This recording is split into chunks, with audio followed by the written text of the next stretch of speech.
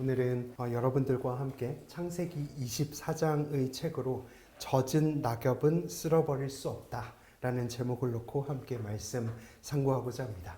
우리 함께 제목을 읽어볼까요? 시작! 젖은 낙엽은 쓸어버릴 수 없다. 네. 지난 수요일이었죠. 5월 21일은 부부의 날이었습니다. 왜 부부의 날은 하필 21일일까요? 제가 그 유래를 찾아보니 부부 두 사람이 하나가 되어보는 날, 일심동체가 되어보는 날이라는 의미에서 연합의 의미를 가지고 있습니다. 이 부부의 날을 누가 가장 먼저 만들자고 시작했을까요? 그것은 경남 창원의 권제도 목사님의 부부, 그 부부가 이혼의 심각성에 대한 것을 깨닫고 부부의 날 운동을 시작했습니다. 이혼을 막아보자 라고 하는 건강한 취지로 시작된 이 운동은 처음에는 민간에서만 지켜지던 날로 행해졌지만 지금은 어엿한 법정 기념일로 자리매김했지요. 한번 따라해 볼까요? 세상의 토대는 가정입니다. 세상의 토대는 가정입니다. 세상의 씨앗은 가정입니다. 세상의 씨앗은 가정입니다. 창조의 중심도 가정입니다. 창조의 중심도 가정입니다. 네, 그래서 이 가정에 똘똘 뭉친 이 연합은 하나님께서 기뻐하시는 공동체의 형태이며 또한 우리가 추구해야 할 모습이다. 이렇게 이야기할 수 있습니다. 그런데 반면에 누레 오치바라고 하는 일본어 말이 있습니다. 이것은 젖은 낙엽이라는 뜻을 가지고 있거든요. 아무리 쓸어도 그 비온 땅에 눌러붙어서 치워지지 않는 존재. 여러분 혹시 경험해 보셨나요? 군대에서 젖은 낙엽 쓸어 보셨나요? 치워버리고 싶지만 좀처럼 청소되지 않고 빗자루로 쓸어도 제거되지 않는 귀찮은 존재를 누레 오치바 이렇게 이야기합니다. 그런데 제가 좀 비참한 이야기를 하려고 하는데 일본에서 1980년대에는 이 퇴직한 남편을 두고 경제력을 상실한 그 남편을 두고 누레 오치바라고 불렀다고 합니다. 일본에서는 갑자기 2007년 즈음에 황혼 이혼이라는 것이 급증하기 시작되었습니다. 왜 황혼 이혼이 갑자기 그 해에 늘었는지 봤더니 일본의 제도 속에서 이제 남편과 이혼해도 남편이 받고 있는 그 연금의 50%를 아내도 챙길 수 있게 되는 법이 다시 한 번 더 열리게 된 겁니다. 그때 이제 고령의 할머니들이 내가 이제 저 누레 오치바를 치울 수 있다 라고 하면서 내가 황혼 이혼을 한 뒤 새 삶을 살아보겠다라고 했던 할머니들이 급증하기 시작한 겁니다.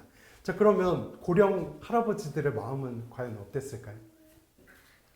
엄청난 고도의 긴장감과 위기감 속에 사로잡혔겠죠. 자칫하면 내가 상처 준 저 아내가 이제 드디어 나에게 벌을 주는구나 라고 얘기하면서 저것을 드디어 갚는 시기가 왔구나 라고 하면서 쫓겨날 수 있는 거잖아요. 그런데 이때 이 고령 남성들이 기지를 발휘해서 만든 행위 하나가 있었습니다. 그것은 바로 전국 헌신적 남편 협회를 만드는 건데요. 그래서 그들은 이거 실화입니다. 그래서 이들은 그 협회를 만들어서 아침마다 이 구호를 외치면서 하루를 시작했다고 합니다. 그 구호가 너무 은혜가 돼서 저희가 함께 오늘 외치고 말씀을 시작해 보려고 하는데요. 우리 특히 남성분들 크게 한번 읽어보도록 하겠습니다. 시작.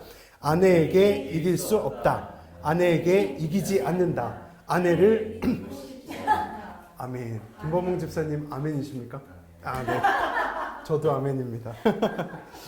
이들은 이 구호를 매일 아침마다 외쳐가면서 아무리 쓸어도 쓸리지 않는 낙엽처럼 그 부인 옆에 꼭 붙어서 살겠노라 결단한 것입니다.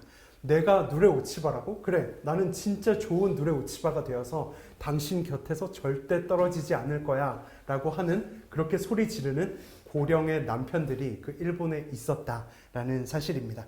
저는 이 할아버지들의 태도가 굉장히 성경적이었다라고 묵상하게 됩니다. 왜냐하면 성경은 이 부부에게 항상 너희들은 결코 나뉘어질 수 없다라고 이야기하면서 연합을 강조했기 때문에 그렇습니다. 그러면 이 아득바득 누레 오치바로 사는 이들은 과연 어떻게 하면 행복해질 수 있을까요? 질척거리는 누레 오치바가 아니라 진짜 연합으로서의 성경적 누레 오치바는 어떻게 이루어지는 것일까요? 오늘 여러분들과 함께 창세기 이 본문에서 이삭과 리브가의 만남을 저희들이 살펴보면서 진짜 성경적이고 행복한 부부의 정석, 그 표본을 말씀으로 엿보기를 주님의 이름으로 축복합니다.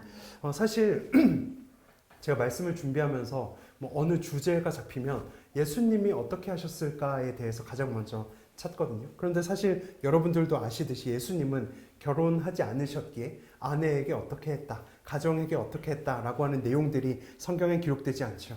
하지만 예수님은 우리들의 모든 성도들의 신랑이 되셔서 그분의 생명을 들여서 우리들의 죄값을 감당하신 사랑을 이미 보여주셨습니다. 그러면 예수님은 잠시 뒤로 하고 인간 중에서 어떤 표본의 부부를 보면 가장 좋을까라고 했을 때 가장 사랑꾼으로서의 인물이 바로 이삭과 리브가의 모습입니다. 왜냐하면 유일하게 성경에서 일부일처 가장으로서의 존재가 바로 이삭이라고 하는 사람이기 때문에 그렇습니다. 그래서 이 사랑꾼들의 모범적인 가정을 살펴보면 우리 가정에게도 말씀하시는 하나님의 음성이 오늘 분명히 들려질 수 있다. 이렇게 저는 믿고 오늘 본격적으로 말씀 합독하고 61절부터 시작하도록 하겠습니다. 함께 합독하겠습니다. 시작. 그가 일어나 여자 종들과 함께 을 타고 그 사람을 따라가니 그 종이 리브가를 데리고 아멘. 여기 제가 칠해놨는데 그 사람을 따라가니라고 했습니다. 아브라함에게는 가장 신뢰하던 노종이 한 명 있었습니다. 그 이름은 엘리에셀입니다. 이름이 뭐라고요? 엘리에셀. 네. 아브라함이 이 엘리에셀 노종에게 요청합니다. 내 고향 저곳에 가서 이삭의 아내 될 사람을 좀 구해와. 이렇게 요청합니다. 800km가 넘는 그 먼 거리를 그 노종 할아버지는 낙타를 타고 가서 순종했고 어느 물가에서 리브가라고 하는 여인을 만나게 됩니다.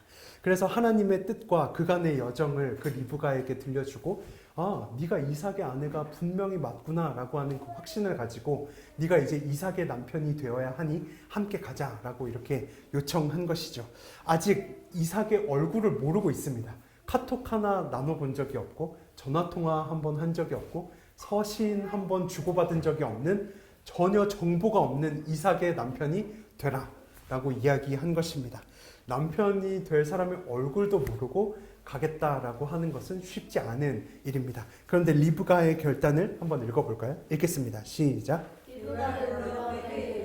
네가 이 사람과 함께 가려느냐? 그가 대답하되 아멘.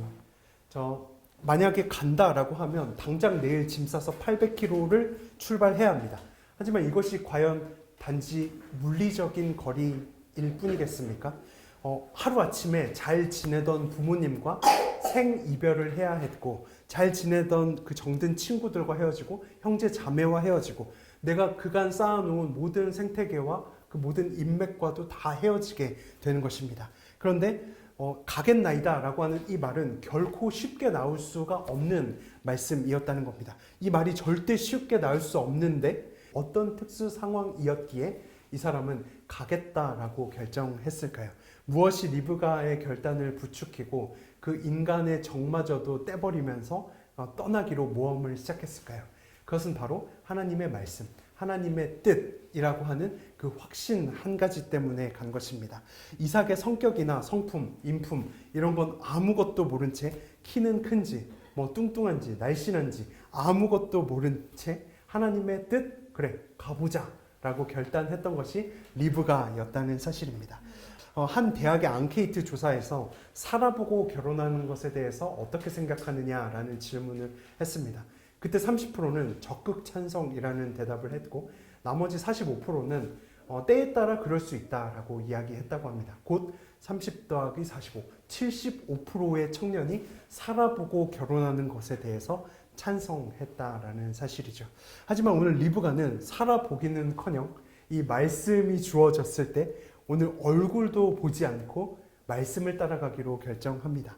어쩌면 본토 친척 아비집을 떠났던 아브라함보다 더 심한 수준의 믿음을 오늘 이 리브가라고 하는 여인이 보여주고 있는 것입니다. 자, 그럼 여기까지 정리하면 리브가는 말씀만 붙쫓았던 말씀 중심이었던 여인이었던 것을 저희들은 충분히 묵상할 수 있게 됩니다. 자, 그러면 이 리브가가 800km의 여정을 이삭 신랑을 만나러 오는 동안 그럼 이삭은 무엇을 하고 있었는지 저희들은 확인해야겠죠. 그가 이렇게 오는 동안 이삭도 뭔가를 하고 있지 않았겠습니까? 오늘 본문에선 그가 무엇을 했다라고 이야기하는지 한번 말씀으로 확인해 보겠습니다. 읽겠습니다. 시작. 그때 이삭이 브엘레르에서 왔으니 그가 네게브 지역에 거주하였습니다. 이삭이 저물 때에 들에 나가 묵상하다가 눈을 들어 보매 낙타들이 아멘. 리브가가 그토록 먼 길을 오고 있을 때 이삭은 무엇을 하고 있다라고 기록하고 있습니까? 성경을 묵상하고 있었다라고 기록합니다. 하나님의 말씀을 보고 조용히 생각하고 기도하고 있었다는 것이죠. 사실 문맥의 흐름상 이 위에 있는 말씀은 통편집 때도 문맥에 아무런 문제가 없는 말씀입니다. 그런데 굳이 이 말씀이 기록된 이유는 이삭이 오늘 우리에게 어떤 종류의 남편감이었는지를 저희들에게 일러주기 위함입니다. 이삭은 말씀 묵상을 즐겨하는 사람이었습니다. 그런데 오늘 심지어 이 이삭이 그냥 집에 있다가 탱자탱자 마실처럼 산책 나와서 성경을 묵상하고 있는 것이 아닙니다. 오늘 62절에 보니 어디에서 왔다라고 기록하고 있습니까? 브엘라 헤로이에서 왔다라고 기록하고 있습니다. 편도 80km의 거리입니다. 그러면 왕복 몇 킬로입니까? 네, 아주 어려운 수학이었는데 160km의 거리에 그 여정을 다녀온 뒤에 아직 여독이 남아 있는데 아직 피곤한데 오늘만큼은 그 말씀 묵상을 넘겨도 되는 그날, 오늘은 큐티 넘겨, 오늘은 기도하지 마 라고 해도 용서가 되는 그 먼 길을 다녀왔을 그때 이삭은 그날도 빠지지 않고 말씀을 묵상했다라는 사실입니다. 땅거미지는 그 해질녘에 이삭은 묵상하는 남편감이었습니다. 심지어 이삭이 저물 때에 나가서 묵상을 했습니다. 저희는 이 지점을 정확하게 상상해 봐야 됩니다. 저물 때는 언제입니까? 낮과 밤 한 보판입니다. 아침과 저녁 그 교집합입니다. 낮과 밤을 주야로 묵상했다라고 하는 것은 시편에서 어떤 사람으로 소개되고 있는지 여러분들은 잘 알고 계시죠? 오늘 말씀으로 확인해 보겠습니다. 읽겠습니다. 시작. 그를 따르지 아니하며 죄인들의 죄를 찾냐며 오만한 자들의 자리에서 앉지 아니하고 오직 여호와의 율법을 즐거워하여 이삭이라고 하는 그 남편감을 이 시편 1장이라고 하는 틀에 딱 끼워 넣어 보니 이삭은 복 있는 사람이었다라는 사실입니다. 왜냐하면 그가 주야로 묵상하던 자였기 때문입니다. 조금 더 시대감 있는 쉬운 성경의 또 다른 소개로 그는 행복한 사람이었다라는 것이죠. 자, 그러면 여기까지 정리해 보면 리브가도 말씀만 붙쫓아가는 사람이었고 이삭도 말씀에 흠뻑 젖어 있던 사람이었습니다. 자, 리브가도 800km가 넘는 거리를 말씀 따라 왔고 이삭도 160km의 여정이 끝난 뒤 성경을 펴는 사람이었습니다. 자, 그러면 이 두 사람이 젖은 낙엽처럼 이렇게 붙으면 그 가정은 행복할까요? 행복하지 않을까요? 네, 행복한 가정이 될 수밖에 없는 원리가 오늘 이 말씀 속에 숨어 있는 것입니다. 오늘 우리 메시지처치 성도님들의 가정에 이 기준점, 말씀이 최우선이 되는 이 기준점이 여러분들 가정에 양보할 수 없는 철칙이 될 수 있기를 이 말씀 빌려 주님의 이름으로 부탁을 드리겠습니다. 자, 그러면 계속해서 말씀 볼 텐데요. 읽겠습니다. 시작. 리브가가 눈을 들어 이삭을 바라보고 땅에서 내려 종에게 말하되 들에서 배회하다가 우리에게로 마주오는 자가 누구냐? 주인이다. 리브가가 너울을 가지고 아멘. 따라하겠습니다. 이삭과 리브가는 예의를 중시했습니다. 지금 이삭이 들에 나가서 눈을 들어서 낙타가 오는 것을 봤습니다. 근데 리브가도 동시에 눈을 들어서 이삭을 봤다라고 이야기합니다. 한 번도 만난 적이 없습니다. 지금 막 초면으로 낯을 마주하게 된 거죠. 이 장면을 뮤지컬이나 영화로 생각해 보십시오. 굉장히 낭만적인 장면이 이 황혼의 무렵에 지금 벌어지고 있는 것입니다. 자, 그런데 그때 이 리브가의 두 가지 태도를 저희들이 주목해 봐야 되는데요. 첫 번째 태도는 그가 바로 낙타에서 내렸다라고 하는 표현입니다. 여기서 내려라고 하는 이 단어는 와티폴이라고 하는 원어가 사용됐는데 이것은 그냥 어영부영 내린 것이 아니라 아주 빠르게 낙하하는, 추락하는 이미지를 품은 단어가 지금 사용됐습니다. 그러니까 이 리브가는 신랑감 이삭을 보자마자 아주 빠르게 인사하기 위해서 내려앉을 수 있는 예의가 있었다라는 사실입니다. 당시에 고대 근동에서 그냥 낙타를 타고 가다가 남성이 지나가면 여성은 예의로 내려앉아서 그에게 안부를 묻고 인사하는 것이 당시의 예법이었습니다. 그럼 지금 오늘 정확하게 리브가가 그 행동을 취하고 있고 이 행위는 여호수아서나 사사기에도 기록된 당시의 예법이었습니다. 이런 풍습에 충실했던 리브가가 어떤 사람인지 우리가 짐작 충분히 가능할 수 있겠죠. 그는 분명히 몸과 마음가짐에 있어서 예의가 있는 사람이었다라고 오늘 성경이 저희들에게 일러주고 있는 것입니다. 자, 그런데 두 번째 태도는 갑자기 너울을 가지고 자기 얼굴을 이렇게 가렸다라고 기록하고 있습니다. 이삭을 보자마자 너울로 얼굴을 가렸습니다. 신비주의 작전 뭐 그런 걸까요? 혹은 내숭 뭐 그런 걸까요? 그렇지 않죠.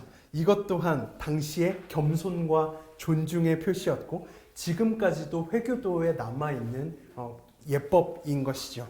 보통 남편이 편하면 요즘 시대는 예의를 내려놓고 점차 내려놓고 살곤 합니다. 하지만 리브가는 오늘 남편 될 사람이라고 해서 예의를 내려둔 것이 아니라 조금 더 격식을 갖추려고 애를 쓰고 있는 모습을 저희들이 보게 되는 것이죠. 성경의 사랑장에서도 이 사랑에 대해서 나열할 때 무례히 행하지 않으며 라고 하는 구절이 분명히 있습니다. 또한 바울도 부부간의 예절을 중시할 때 이렇게 말씀한 적이 있죠. 함께 말씀 읽겠습니다. 시작.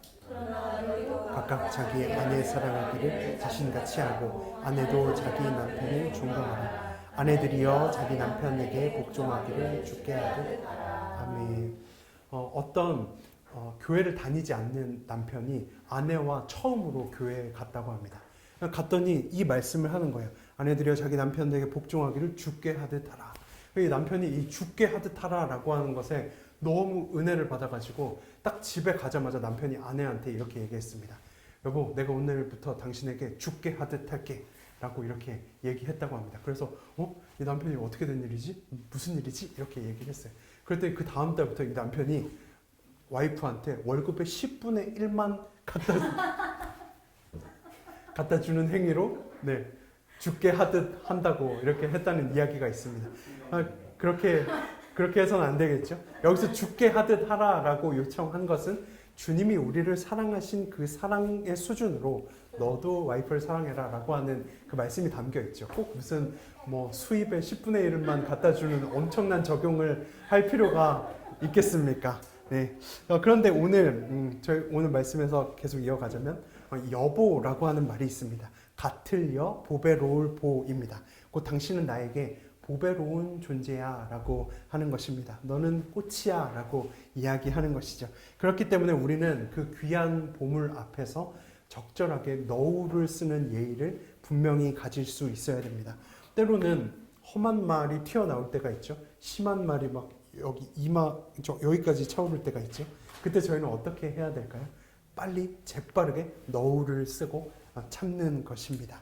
그럴 때 그 모든 태도를 성경은 오늘 존중이라고, 그것이 겸손이며 존중이며 사랑이라고 저희들에게 소리 지르고 있는 것입니다. 우리 메시지처치 성도님들이 가정에 속해 있을 때 그 여러분들 옆에 가족들에게 적절하고 빠르게 너울을 쓸 수 있는 축복이 있기를 이 말씀 빌려 주님의 이름으로 축복합니다.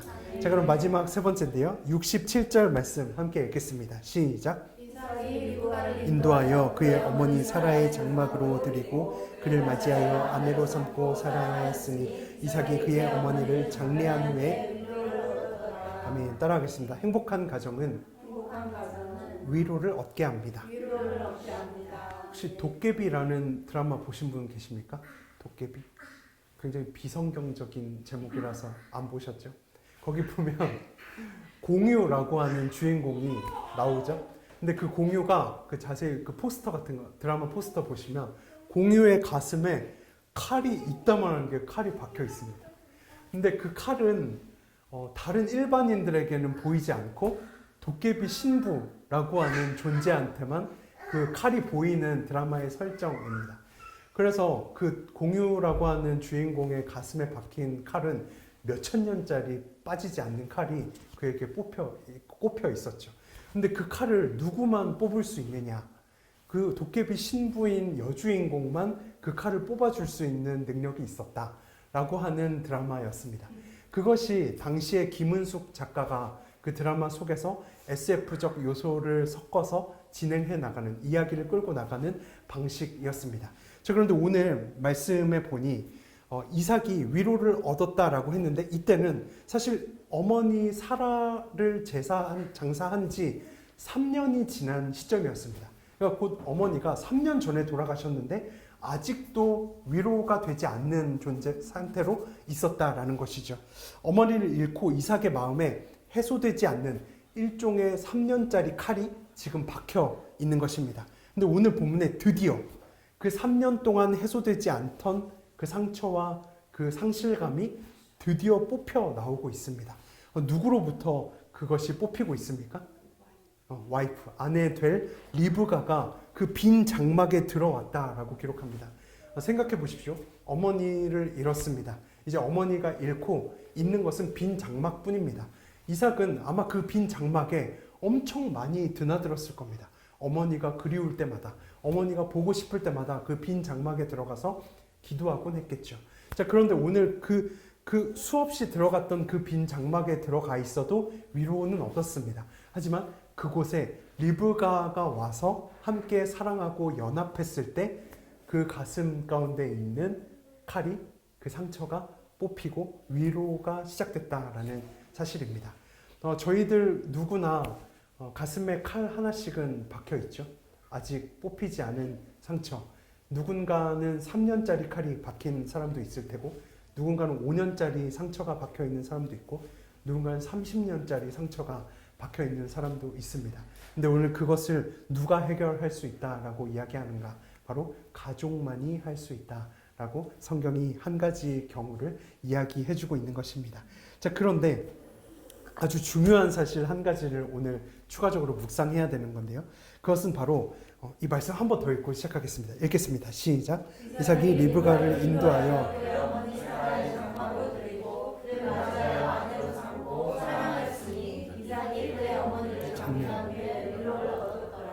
아멘. 저 위로의 그 경로를 찾아보십시오. 위로가 어떤 방식으로 찾아왔는가? 이삭의 아내로 리브가가 와이프가 돼서 위로가 된 게 아닙니다. 말씀을 보니 이삭이 먼저 사랑했기 때문에 이삭이 위로를 받고 있습니다. 우리들은 싸울 때 이렇게 얘기하죠. 제발 날 좀 알아줘. 내 입장을 좀 봐줘. 제발 내 이야기에 동의 좀 해줘 라고 이야기하면서 싸우지 않습니까? 그것은 네가 먼저 나를 제발 사랑해달라고 하는 표시이자 외침인 것이죠. 세상의 사랑은 사랑받지 못해서 병드는 사랑입니다. 그런데 오늘 성경에서 위로가 찾아오는 이 경로는 조금 다르다라고 적혀 있는 것이거든요. 그것은 바로 한번 따라하겠습니다. 먼저 사랑하면 위로가 옵니다. 먼저 사랑하면 격려가 옵니다. 이것이 그리스도인이 행하는 사랑 속에서의 좁은 길이라고 이야기할 수 있습니다. 세상과는 다른 사랑입니다. 하나님도 우리가 먼저 하나님을 사랑했습니까? 하나님이 우리를 먼저 사랑했습니까? 하나님이 우리를 먼저 사랑했다라고 성경은 기록하고 있죠. 우리가 아직 죄인 되었을 때, 우리가 아직 어둠 속에 있을 때 하나님께서 우리를 사랑하셔서 죽기까지 하시고 그 사랑 확증하셨다라고 성경은 기록하고 있습니다. 우리 한번 말씀으로 읽을 텐데요. 읽겠습니다. 시작. 우리가 아직 죄인 되었을 때 그리스도께서 우리를 위하여 죽으심으로 하나님께서 우리에 대한 자기의 사랑을 확정하셨느니라. 우리가 사랑함은 그가 먼저 우리를 사랑하셨습니다. 아멘. 이것이 하나님 사랑의 수준이었습니다. 이삭 또한 오늘 사랑을 받고자 한 것이 아니라 먼저 아내를 사랑했고 그 위에 선물처럼 위로가 시작된 것입니다. 리브가는 오늘 본문을 보니 대사가 없습니다. 어머니를 잃었지, 너 힘들었겠다, 너 3년 동안 굉장한 상처가 있었겠구나. 대사 한마디가 없습니다. 리브가는 아무런 케어를 한 것도 아니고 뭐 빼어난 멘트로 등을 토닥인 것도 아닙니다. 그냥 그 존재 그 자체만으로 이 사라의 빈 장막에 들어가서 젖은 낙엽처럼 연합한 것밖에 없습니다. 하지만 그때 먼저 사랑하길 선택했을 때 하나님의 위로가 작동했고 발생하기 시작했다라는 사실입니다. 존재만으로도 편하고 위로가 되는 존재, 그것이 바로 가정이며 가족인 것입니다. 저희가 친족 간의 이야기를 할 때 1촌, 2촌, 뭐 3촌, 4촌 이렇게 가죠. 1촌은 부모와 자식 간의 관계를 나타내고 2촌, 형제 자매 가운데 2촌입니다. 자, 그러면 부부 관계는 몇 촌인지 아십니까? 무촌, 예, 0촌입니다. 0촌은 말 그대로 젖은 낙엽 그 자체입니다. 한 몸이 이미 돼버린 것입니다. 이것은 절대로 나눌 수도 없고 치울 수도 없고 청소되지 않습니다. 영초는 쓸어버릴 수도 없고 무조건 연합밖에 없습니다. 하나님의 말씀인데요. 함께 읽겠습니다. 시작. 둘이 아니요 한 몸이니 그러므로 하나님이 짝지어 주신 것을 사람이 아멘. 영초는 젖은 낙엽이 되어서 쓸어버릴 수 없는 존재입니다. 말씀을 정리해 볼 텐데요. 오늘 본문의 주인공 두 명이 이삭과 리브가입니다. 혹시 이삭의 이름 뜻을 알고 계십니까? 웃음이라고 하는 뜻입니다. 힌트를 너무 빨리 주고 빨리 답을 말해버렸죠. 그런데 저희가 이 이삭의 이름 뜻이 웃음인 거는 잘 알고 있는데 리브가의 이름 뜻이 혹시 무엇인지 아십니까? 리브가의 이름 뜻은 놀랍게도 연합이라고 하는 뜻을 가지고 있습니다. 올가미가 있는 밧줄이라는 뜻이 있어요. 그래서 이 남편과 이 아내가 이 두 사람의 이름을 통칭하면 두 사람이 연합하여 딱 달라붙어 웃고 있다라고 하는 뜻을 가지고 있습니다. 성경에서 가장 행복했던 부부의 표본, 유일한 일부일처의 모델, 이것이 바로 성경이 오늘 우리에게 기대하는 가정의 모습인 것입니다. 말씀 정리하겠습니다. 첫 번째 가정의 좋은 표본은 바로 말씀 중심의 가정입니다. 리브가도 800kg, 이삭도 160kg. 그들은 말씀만 쫓아와서 하나가 된 행복한 사람이었습니다. 둘째는 서로 존중하며 낙타에서 내렸고 적절한 적재적소에 너울을 쓰고 예의를 다한 태도입니다. 세 번째는 서로가 한 장막에서 연합하여서 결코 떨어지지 않은 채로 서로가 서로에게 위로를 주는 존재로 자리 잡았다라고 하는 것입니다. 이 성경의 권위로 오늘 여러분들을 축복합니다. 여러분 곁에 가족들을 지금 한번 쳐다보십시오. 자, 1초간 아이 컨택 이렇게 해보시고 젖은 낙엽처럼 꼭 붙으셔서 따뜻하게 안아주시고 격려해 주시고 북돋아 주시고 응원해 주셔서 좁은 길을 가는 우리들의 이 믿음의 여정에 각자가 가진 상처를 하나님의 방법으로 치료하는 여러분들의 임무가 수행될 수 있기를 이 말씀 빌려 주님의 이름으로 축원하겠습니다. 그래서 오늘 5월 마지막 주인데 5월 마지막 주 여러분들 가슴에 박힌 그 상처들이 조금이나마 아무는 오늘이 될 수 있기를 주님의 이름으로 소망합니다.